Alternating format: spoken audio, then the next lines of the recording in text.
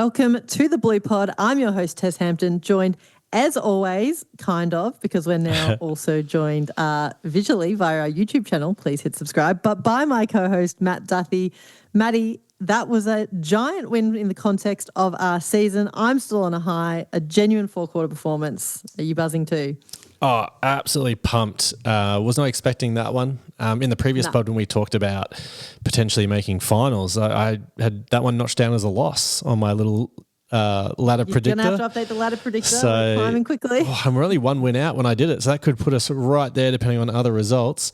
Although it was just a pity the result got overshadowed by someone's harmonica playing at the end of the game. I know, that was epic. And if we could have intros on YouTube, I would have requested the harmonica, but that's not to be. Anyway, we'll get into it in the fashion we always do. If you're new to the pod or if you're watching for the first time on YouTube, hi. We'll break the pod, as we always do, into our four quarters and try to give a four-quarter performance as solid as the team did this week. In the first quarter, we'll give our reaction to the game generally. In the second, we'll talk about the players and cast our best and fairest votes. And Maddie, Luke, the legend who tallies them for us, has alerted me to a massive discrepancy with one player that you give a lot of votes to and has gone under my radar. So we'll reveal who that is. I'm right, you're wrong. So I don't know about that. We'll see about that. In the third quarter, we will look at things from the coach's box perspective. We'll talk stats, selection, strategy, and should Fraser get the gig, the weekly question we're visiting at the moment. And in the fourth, we will open what is a bumper mailbag. Maddie, a lot to get through for our first YouTube pod. Let's jump in. All right, so what a result it was. The Blues, 12-16-88, defeated the Giants on their home turf, 9-11-65. The goals, Frank the Tank slotted 3, Hayward with 2, and doesn't he always pop up with one right when we need it? So we'll get to it, but great game from him as always. Cottrell back into the side with 2, and the celebrations were just as good. Ainsworth, Hewitt, Kemp, Walshy, and McKay with 1 apiece.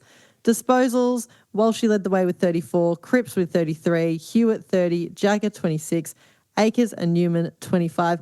Maddie, it was an epic win, but to be honest, we probably should have won by a lot more. The scoreboard kind of flattered the Giants in the end.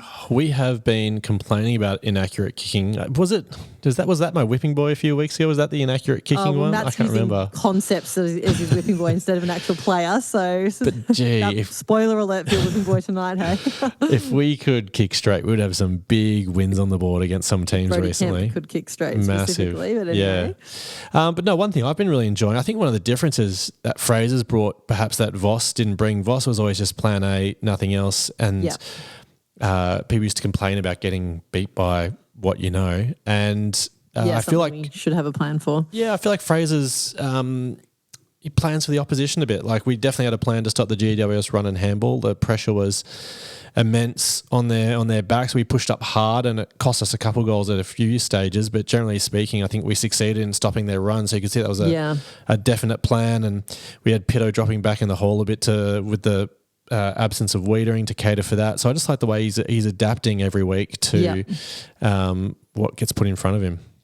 It also looks like the team has more of an ability to, they do, adapt in game. So, when another team's getting a run on, it felt to me like we were a bit more composed and took our time with the ball instead of panicking and just handballing and resulting in more turnover and more of an onslaught from the opposition. In that third quarter when they came at us, we possessed the ball a bit and it led to that really critical moment, I think the moment of the game where Walsh got that shot on goal right on three-quarter time. Yeah, massive. Kempy had just missed. Rewind the clock a couple months ago, Walsh misses that, if you ask me. But the leaders have been asked to step up. I think he might. They've taken it on a fair bit, and we'll get to it in the coach's box, but Fraser says he's challenged the leaders to step up. And I just think Walshy going back and delivering that goal and going into last quarter with that nose in front, despite the fact the team had come at us, is a real sign of growth and maturity in Walsh, in the group. And it was just a huge moment. We deserved to be in front by so much more at that point. But it's one of those games where previously it might have ended up as an honourable loss. But I'm just so glad that we steadied and went on to get the job done.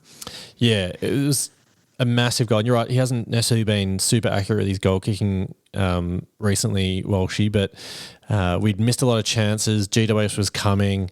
So to get that goal to just edge as a front going to third, I thought was massive. Fraser did mention in his post-game interview, which was sort of an interesting thing, I thought, I think they're probably focusing on embracing challenges, which I think what they've always wanted to do, but just haven't succeeded at it.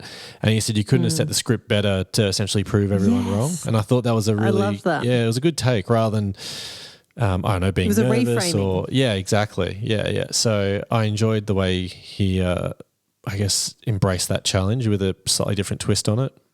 Yeah, exactly. That's what he said. He said 3/4 time, what was the message to the group? It was, well, this couldn't be better. The script couldn't have gone better for us. Instead of being like, oh, here we go again, it's like, perfect. Here's our chance. I think that's a really good sign of how he reset the mentality of the group.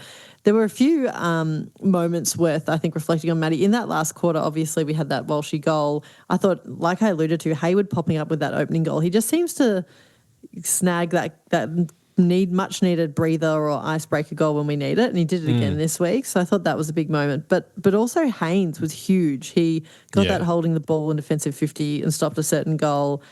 Just at various points, obviously we can go through the plays next quarter, and they all had so many moments. It was hard to cast the votes this week, which is always a sign of a good even performance. But those few moments I mentioned, Harry went back and slotted his shot when he had his chance, and yeah, it was a really, really pleasing way to finish the game. It was. And it's funny because we're sort of stuck forever. We're talking about inaccuracy. We're sort of going to be stuck on that 90 points, which we can never seem to, very tough for us to break. We're a ton here on the Blue Vibe. Yeah, but we're sort of embraced this, I guess what most people call more aggressive, more free-flowing game style, and it hasn't resulted in more scoring, but it's somehow resulted in limiting the opposition to scores. And whether it's up the ground stuff or as you said in the back line, Haynes just immense with some of that marking. He's just played on. I mean, we've ridden him off a bit. I sort of was happy to drop him for more inexperienced players. We thought there was no way he could play on next year, but he's doing a fantastic job. Against his old mob, it should be said too. And he was absolutely excellent. And Dirksen, I was going to say, the whole back line deserves a shout out. A sign of the growth of this group, not only 5 on the trot, I feel like we've barely mentioned that enough. How amazing is that? Yeah. But a huge sign of the growth is that Wiedering hasn't played in 2 of those 5 victories in a row. And I almost think it's who knows how the severity of the injury and if he just had to be rested. But to me, it feels like previously he would have been rushed back because it's Waiters or bust. But I have confidence in that backline now, even without him there. And that's a real sign of growth. Obviously, I can't wait for him to come back. But with Dean, Haynes, Dirksen held his own, Newman, it's looking solid. It even is. Without Waiters. And you could sort of see it coming on the Essendon game because not as potent as other teams, even though they sort of seemed to stretch us a little bit in that game. But I thought for sure you'd be back for the GWS game with Hogan, Cadman, Stringer, a lot of really big mature bodies down there, which are tough to man. And in the end, it was old man Haynes and young man Dean and Dirksen. 4 games into his career or something like that. Yeah. Managing to do a fantastic job. To one. Yeah. No, the backline were absolutely immense. I'll tell you who had the worst night out there though, Matty. Yeah. The umpires. Oh, we haven't even got to start. There was some strange stuff going on. So there was a few. There was the Harry early on.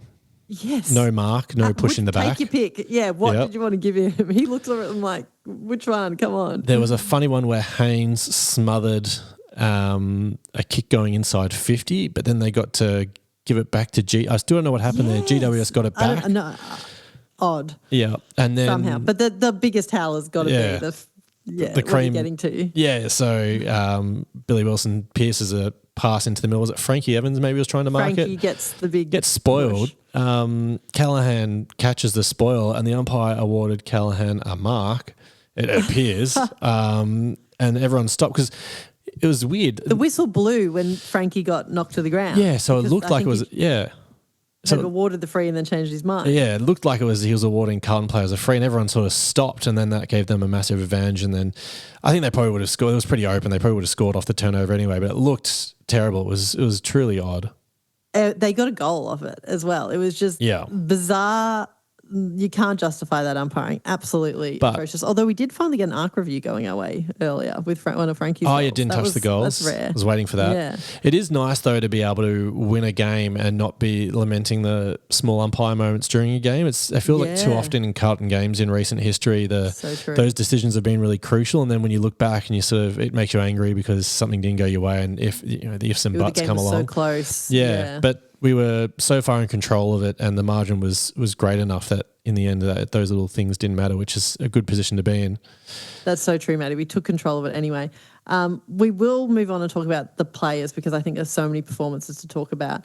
But, I mean, I was just looking at this. We had 17 inside 50s in the first quarter for 1 goal. So really, we do need to work on that punishing when we go inside. The way we moved the ball inside was a bit average. And then when we did get it in there, it was, especially early on, it was wide on the boundary. It was making, I mean, we sort of said our goal kicking was average, but we weren't doing ourselves any favours with some of the ways we were going inside early. No, but at least we were immense with the inside 50 pressure, which I love to see. That was huge. But just on the 5 on the trot, what do you make of this? Is this reminiscent of 2023? It has those vibes, doesn't it? I mean, totally different circumstances. One year was Camp Kerno. This time around it was the Sack Voss camp that got the team going. Oh my God. It's typical of this team though, isn't it? Like, a lot of the talk about the Camp Kerno one was just let's just play, let's just do our thing, let's not worry about the external noise. And it feels like in some ways this time around getting rid of Voss it's what has freed them up. Camp Kerno, for those who don't remember, is the boys all going away to the Kerno's farm or whatever they have and having a campfire heart to heart that led to the famous 23 run. And now we're on a run. Look, and we've knocked off some good opponents. That's probably the most impressive thing about this run of 5. We've knocked off now the Doggies, who are decent. We've knocked off GWS and Geelong. So all finals teams. So 3 out of the 5 wins against finals teams. So it's a legitimate streak. Yeah, it's a legitimate streak. Playing young guys, having players like Weeders missing. It's the midfield bounced back massively this week, though. I thought that was a good return, which doesn't help. But I think the streak is alive. I mean, it would be the most Carlton thing ever to drop the next 2 games, but surely we have a good chance of extending this streak to 7. Yeah, that's what I'm worried about. But you're right, Maddie. The wins against those sides, particularly Geelong and GWS, did feel like real, not just like a bad side having a great out of their skins day. They feel like real legitimate victories where we deserve that victory against the Giants so much. We controlled the whole game. But as you say, the real test will come when we're actually expected to win. I am so nervous about the next 2 weeks. Everyone's already talked them up for us in the media. But that is where the test will come. Anyway, let's not get too far ahead of ourselves. Let's jump into the second quarter and talk about the players. All right, Maddie, let's kick off the second quarter as we always do by naming our boy and our whipping boy. If you're new to the pod or if you're joining us on YouTube, hence you're new. If you are joining us on YouTube, Matt's added a few premierships to the... Yeah, look, I need to correct that. But ChatGPT was determined to tell us that we were worthy in 2021 and a few other years. Exactly. So. If you're just listening, there's a list of premierships behind Matt. Click on the link and you're able to see it. And there's a few generous extra premierships that we wish we had added in there. Anyway, we're starting the second quarter by naming our boy and our whipping boy. Our boy is someone who didn't make our best and fairest votes, but we want to give them a shout out because we like what they did. And our whipping boy is a player who needs constructive criticism. Maddie, they're meant to actually be players, not concepts. But what have you got for me this week? Going with the boy first. Is that let's go with the boy. I've got options. Yeah, I had heaps. There were so many guys. Names down. Yeah, let's just go one for one here. It's meant to be one, but sometimes we get carried away. Someone who was, I thought, rough to miss my votes. I'll start with was Hayward. That's a good one. He didn't make mine either, and that is rough because he's a barometer. He's a spark. He is 17 touches, 2 goals. He's doing that sort of 20 odd touches and 2 goals every week. But as you said, impact and at key moments, and he gets the boys up and going a bit too, which is great. He really does. I think he's really come on in leaps and bounds. So he's my first nomination for my boy this week. Yeah, good one. My first nomination is Dirksen. Nice. Didn't make my votes, but to keep Hogan to 1 goal and the goal he got, pretty impossible to stop. A little bit of suspect disposal by foot, but compared to early on others who've held that position. Yeah, he turned it around, but early in the game, I was like, this guy needs to stop getting his hands on the ball. Yeah, totally. But no, he did himself proud in the end against, again, his old side that he never really got a crack at the AFL level with. And really, really promising to see that we have some depth in that back line to see him come in and deliver like that against Hogan. So He's on my list. Who's next on yours? I'll put my last two together because they're sort of a similar spot on the ground, but they're in there for different reasons. So I got Byrne and Evans. So Evans snagging the 3 goals I thought was massive. I thought well done to him. Some really two nice. On the trot were big. They were big, nice finishes, especially on a night where accuracy wasn't our friend. So if he didn't go 3 and zip, that was fantastic. And then slightly different sort of take. I thought I'd give my last one to Byrne, who we've criticised in the past for not being involved. He didn't have a huge stats night. He didn't hit the scoreboard, but I thought he managed to stay involved in the game regardless. I thought his pressure, he presented.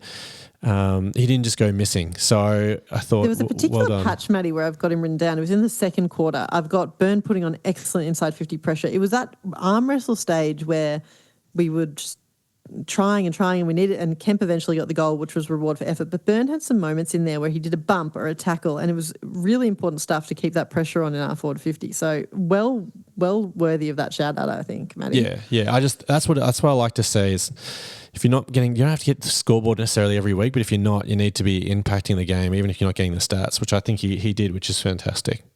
Yeah, absolutely. I've got 2 more, Maddie. I wanted to give Blake Acres a shout out. I think actually unlucky to miss my votes as well. We're going to name half the team, but it's a sign of a good team performance.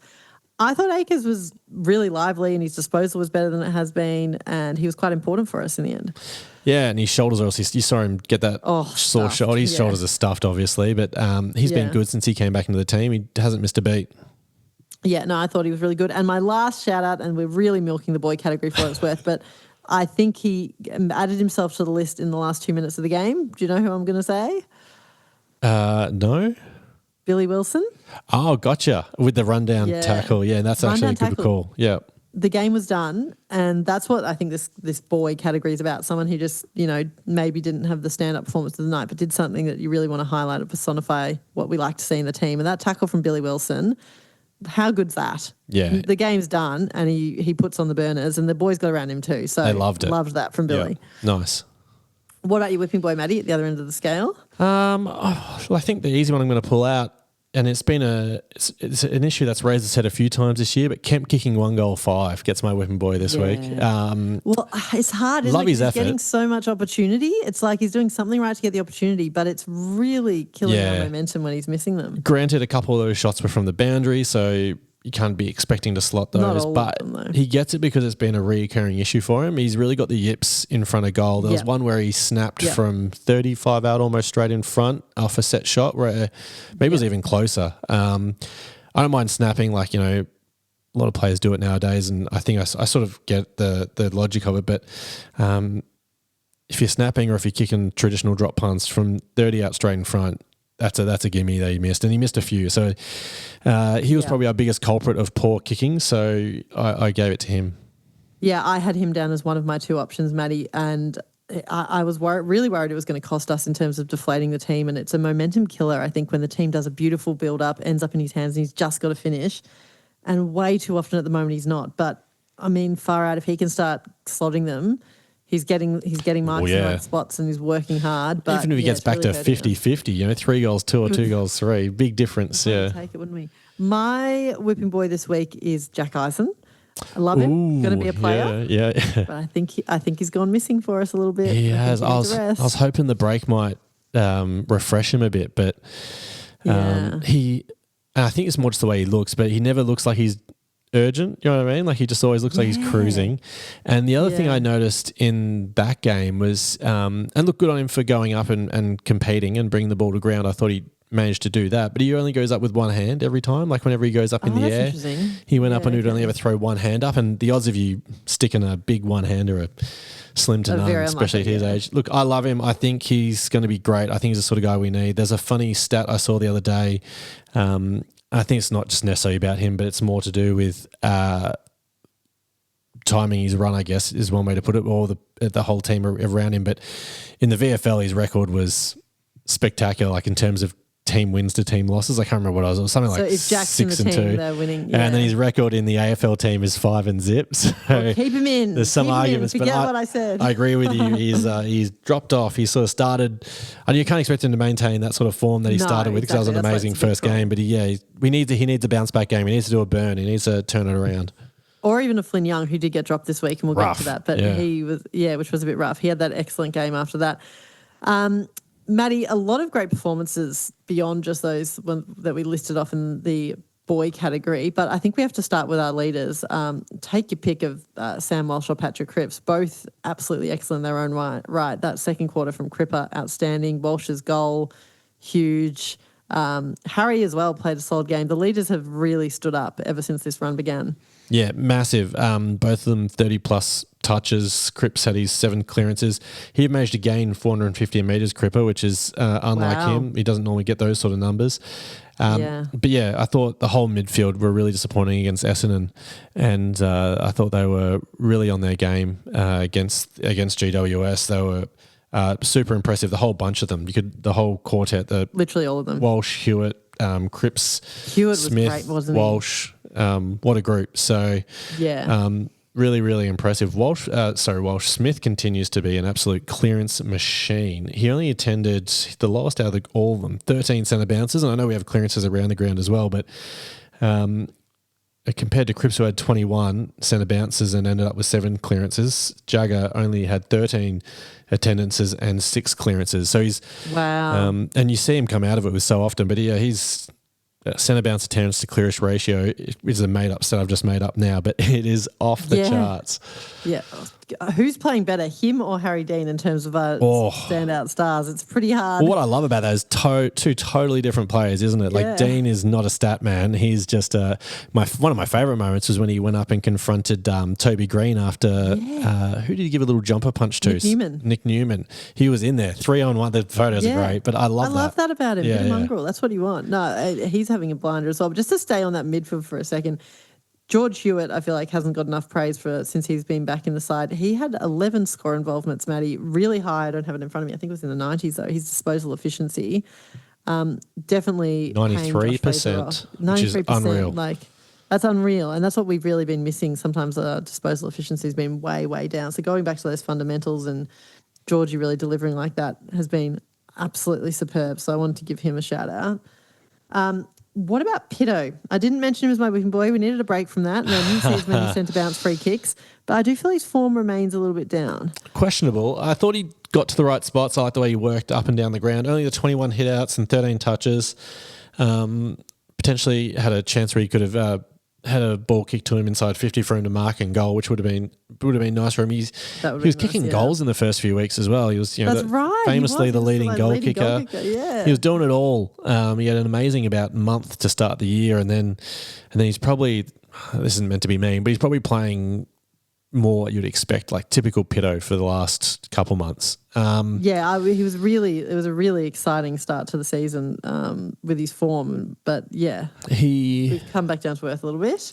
He's serviceable. He does a decent job. I don't think he ever lets you down massively, but he's definitely not been a factor. Yeah, exactly. So it'll be interesting to see what we do with that. The backline, as we alluded to in the first quarter, have been immense. Obviously, Harry Dean.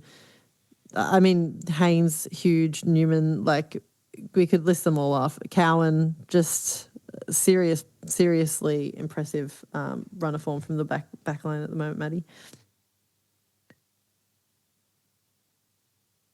Oh, I lost fix it. We're back. Doing too many buns, me and myself. Sorry, Harry Dean in the backline. Yeah, he's just been absolutely. I think you missed me. I was reeling off the entire back line. Oh, sorry. No, I'm with you. Cowan, again. Newman, Dean, Haynes, just absolutely immense. Yeah, sorry. Momentarily distracted there. Sorry about that. I just think considering the inexperience levels and what they've been able to do against multiple teams, they're just gelling well too, aren't they? I think it's been a nice little mix back there. Cowan's been having a great year, obviously, and huge. I can't underestimate Nick Newman's impact, I think, as well. He's essentially an on-field coach, bit of a quarterback back there in that back line, which I love. Well, it's interesting you mentioned Nick Newman, Maddie, and I'll use this as our segue to the votes because he is the player where you and I have a huge discrepancy in our best and fairest votes. So you have given Newman 9 votes and I've given him just 1 this season. So I think thank I'm God sleeping for that. on Nick Newman. I was worried it was me. I'm embarrassed. No, it's me. I can't even remember giving him votes, so that's lucky. No, thank God you have. And I don't know if you're favouring him and I'm undercooking it, but I wanted to sneak him into my votes this week just to make up for it, but there were too many others. But that's the player, Maddie, where we've got the huge discrepancy. In fact, yeah, I won't reel them all off right now. But should we just do it? Should we jump into the best and fairest and cast our votes?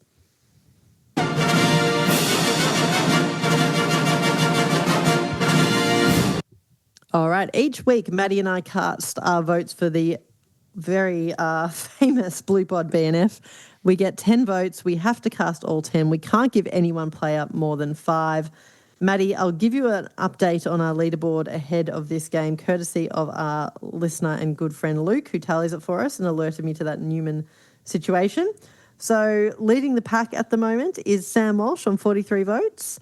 Right behind him, or not right behind, but behind him on 34 is Patrick Cripps, Smith on 21, Matt Carroll on 16, and imagine if he was still on the side.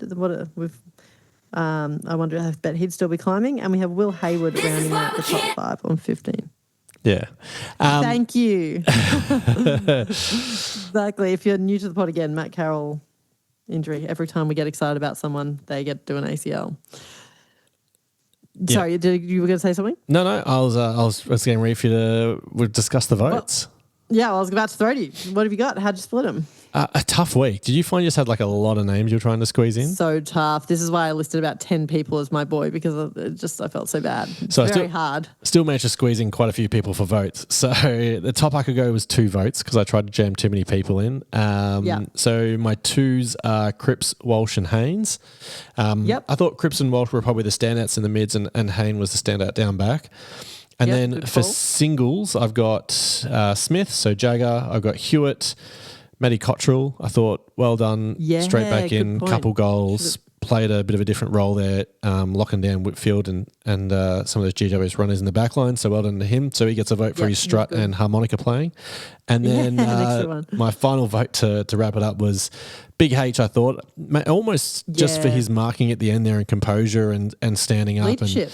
And, a lot of leadership. So I'm liking he was a shell of a man at the start of the year of what he can be, and he's finally, I think, recaptured sort of some true form, sort of what we expected from the big fella. So pleased for him. So he gets a single as well. Yeah, absolutely, Maddie. I likewise found it hard to split the votes, but I gave Walsh the 3. Most disposals out there, and I thought that goal at 3/4 time was absolutely huge. So massive. Managed to sneak him up to the 3 votes. Cripps behind him on 2. I also gave Dean the 2. Maybe it's just to give him a shout out for a few weeks of playing key position. He defeated Cadman. Yep. He's taken a huge name in Weed's absence week after week. So really impressed with him. So then I get down to my singles. So that's Walsh 2, Cripps 2, Dean 2. Sorry, Walsh 3, Cripps 2, Dean 2. And then with singles, I had Jagger Smith, Hewitt and Haynes. So 2 different. We're all around. I just missed Dean, but I'm glad you got him in there. Yep. All right. No Newman for either of us this week. All right. Let's go to the third quarter and look at the coach's box.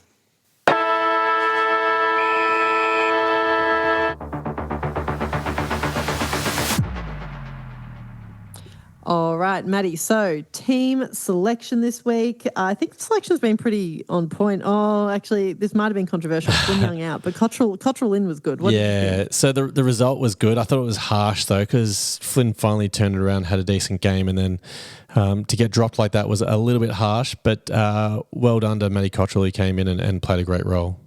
He sure did. Do you have some team stats for us, Matty?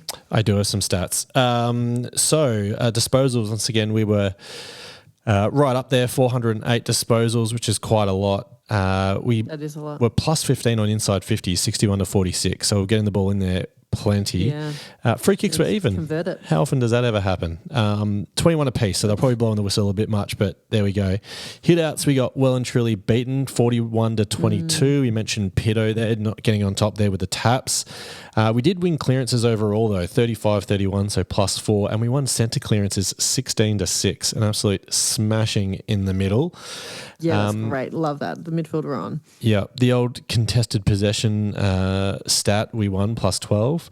And then if we just go down a little bit further, marks inside 50, 13 to 9, contested marks 11 to 7, so on top in the marking department, and then tackles. What about uncontested marks?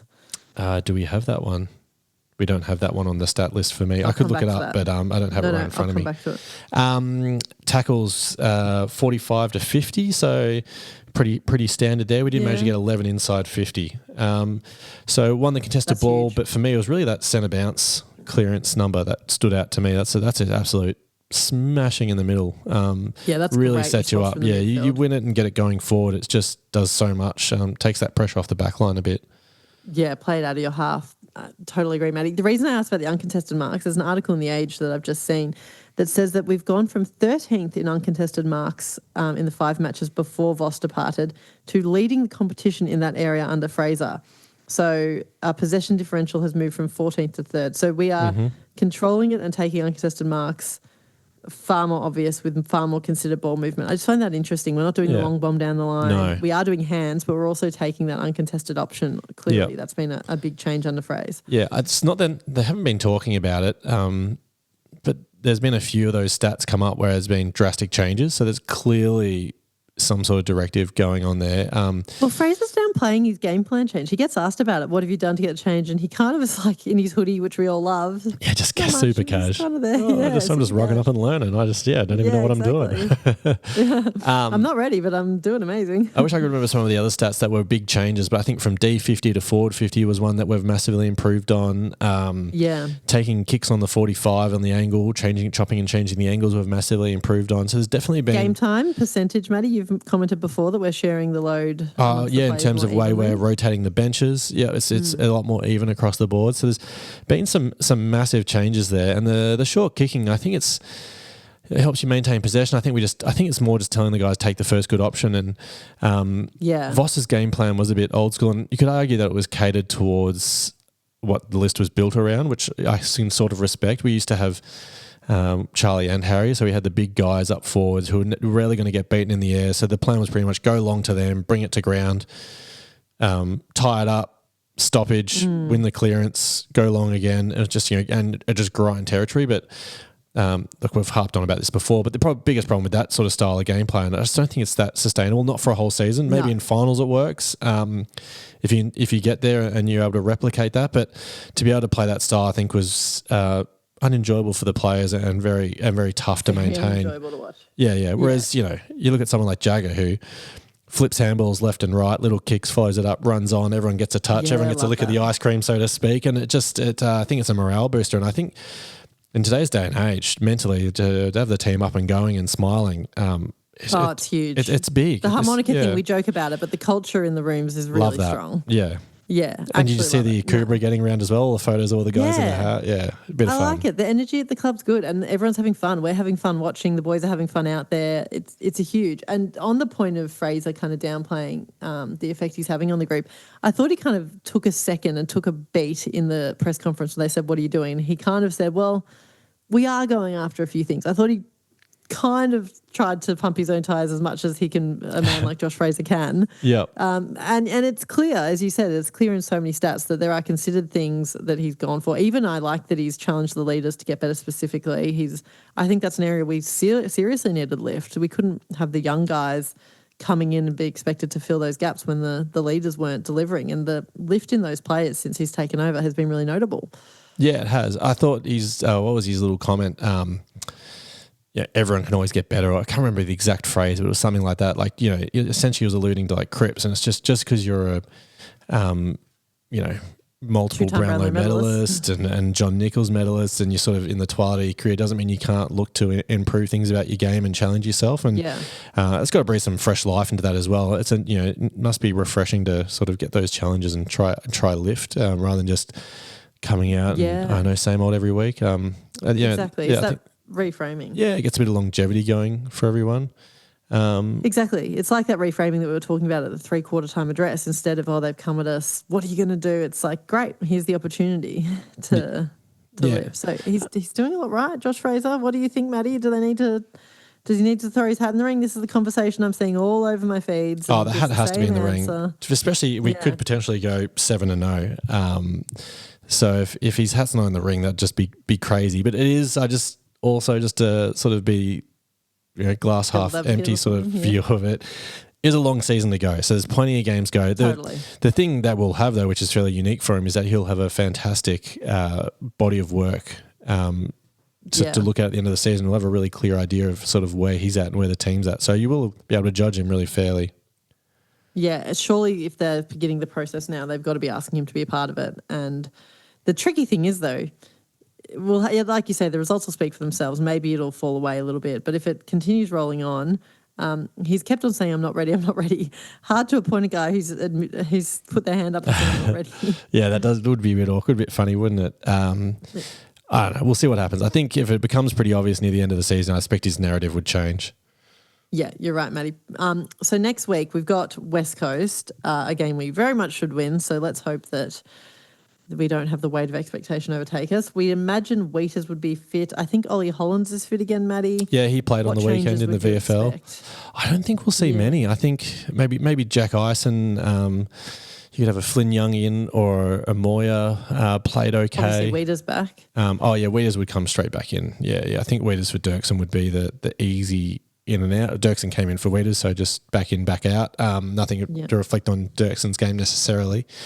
But I struggle to see them making changes, and I think they want to get games into some of these young guys. So even though Ison, we saw them stick with Byrne, I expect they'll probably stick with Ison. You don't think Hollands will come in, Maddie? I mean, Akers and Cottrell, the wings have been pretty held yeah, I was just having a think. Yeah, look, maybe Akers goes back out. He's the one who He's been pretty good. Was pushed out, but he's been all right. Yeah, so look, there's a few possible changes, but I think when they have been, I think they've been trying to stick with it. I mean, they've won 5 in a row, so let's not change. Let's not muck around with it too much. But I'd only be banking on the one change. Wheaters in for possibly Dirksen. Yeah, I think that's right, Manny. All right, shall we jump into the fourth and open what is a big mailbag this week? All right, each week we ask for your questions on X at the.bluepod and on the Bluepod, sorry. It's Instagram, the.bluepod. I'll start with our Instagram questions. We got a fair few coming in. Claire asked, what do we think of Kemp's conversion stats? We have touched on that. I don't think we have his stats in front of us, but the conversion we're not loving. Career was. I know that game it was 1-5, so yeah, very average. He's definitely in a little bit of a yips, bit of a slump there. So, but I think he can turn it around. He can. He's getting so much of it. So if he can turn around just a little bit, like you said, to 50%, we'd be taking it. Vinny Labate, sorry, Vinny, might have got that wrong, but something along those lines. Was this win convincing enough to think we're the real deal, or did we not put the foot on the throat enough? Definitely gave me some faith, but I think I don't know, so putting foot on the throat. I think we did, but we just missed the goals. So if we convert that, that's a huge, 5-6 goal win as opposed to whatever it was, 20 points, which is just a conversion issue. I think we definitely had the opportunity. So definitely upped my expectations slightly. That was a good scalp to get. Yeah, it was a really good scalp. Jenna Species said, if we had a full list available, what changes would you make, if any? Our injury list is not particularly large. Obviously, we would be bringing Carol straight back in. Carol. You want... This is what we can't have. If this doesn't make it to the YouTubes, we'll know. I don't... Surely that's sure enough to allow. I'm not sure. Maddie Carroll, Harry O'Sullivan... Harry O'Sullivan. Sorry, mixed up names. Harry O'Farrell. Yeah, sorry. I was thinking of the Geelong player. We'd bring in Hoff and we'd bring in Carroll. Obviously, Wiedering. Motlop. Probably going to go. Would you bring in Motlop at the moment? I think he's probably our best small forward. Well, he should be our best small forward. Yeah. But who would we be dropping for these people, I guess? It's good problems to have, but our injury list also isn't particularly large, is it? No, we're doing quite well with our injuries this year, which has been nice.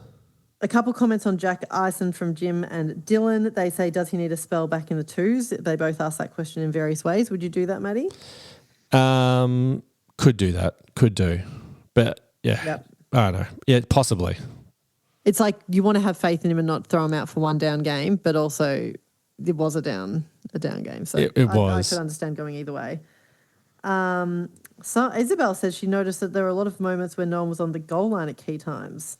There was one. I think it was Connor Stone's goal out of the pack for GWS. There was no one on the line. There was one where Wakers was doing his thing and he was sitting on the line superbly. But there was a few times where I think we were slightly disorganised in defence. I'm going to put that down to maybe Weeder's not there. There Yeah. 3 Blues players flying for an Lack of organisation. aerial ball with no one on the ground, and just a few things that aren't ideal. And you can put that down to inexperience or maybe Weeders not being there. But there was a few times there where you weren't quite super polished in defence. But in general, I thought they did a pretty good job. But fair comment. Fair comment.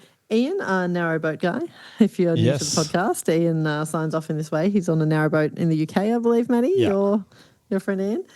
He said with some better goal kicking and competent officials, that game would have been out of sight early, but it is great to see them enjoying their football. I think we wholeheartedly agree on all of that, don't we, Maddie? Totally. Yeah. Nothing like a happy team goes a long way.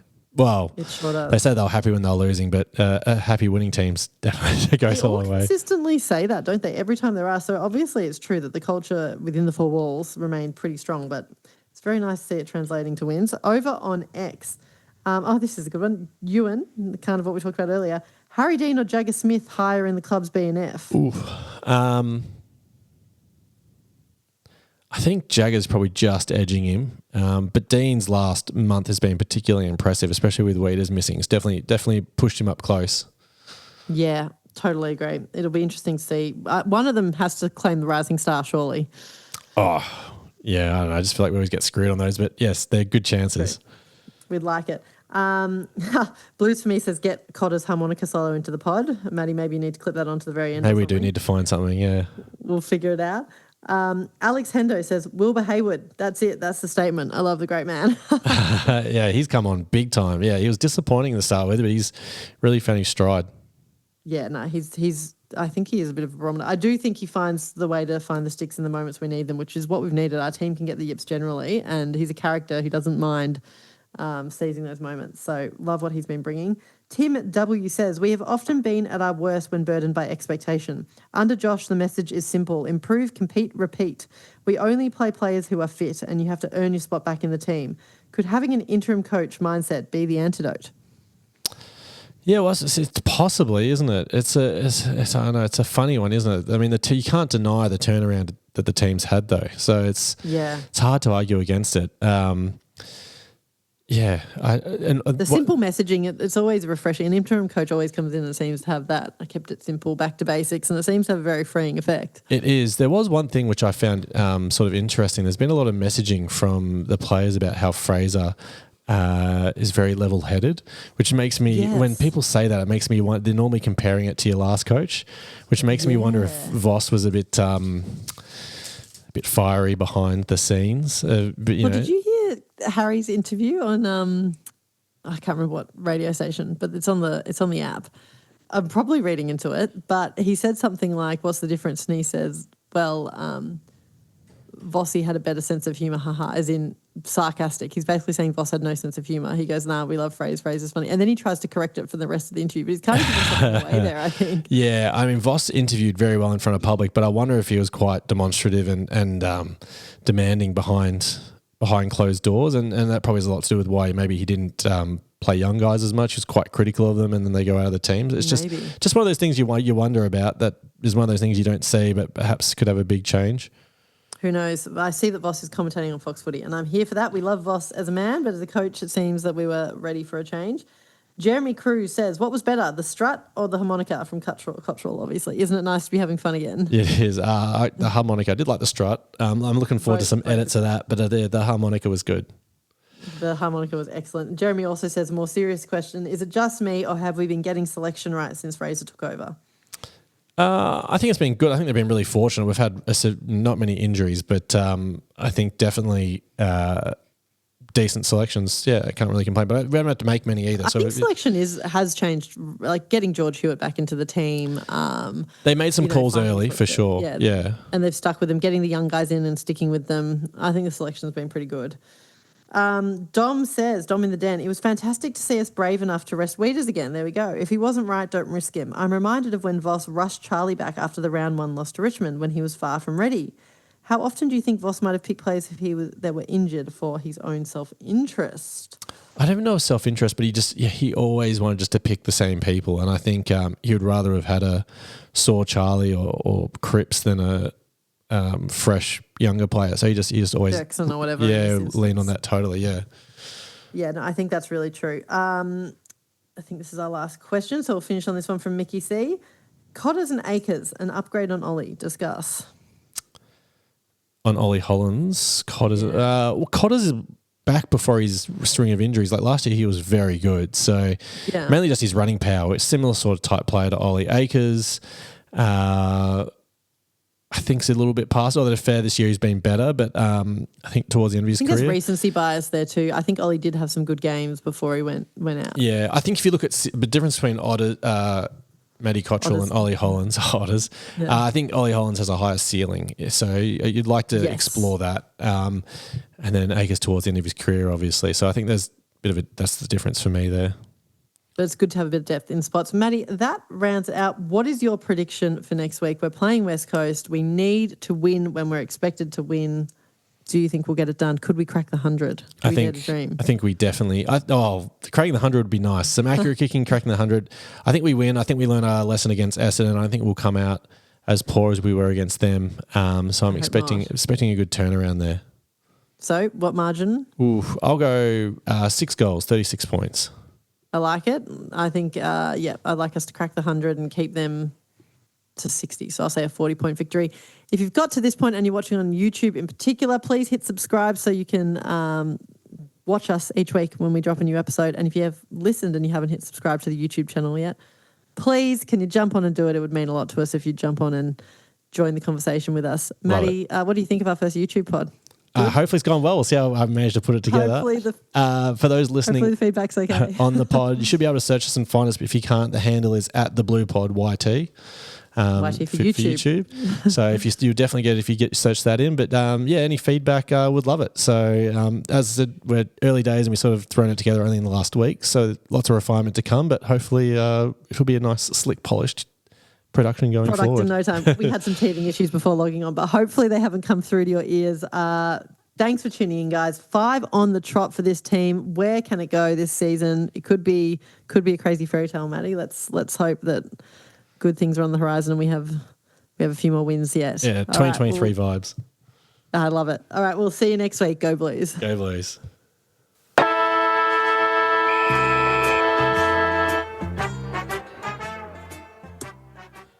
You crushed this pod, Matt, again. Thanks, Tess. I know. Thanks, guys. Tune in next week for more. Go Blues.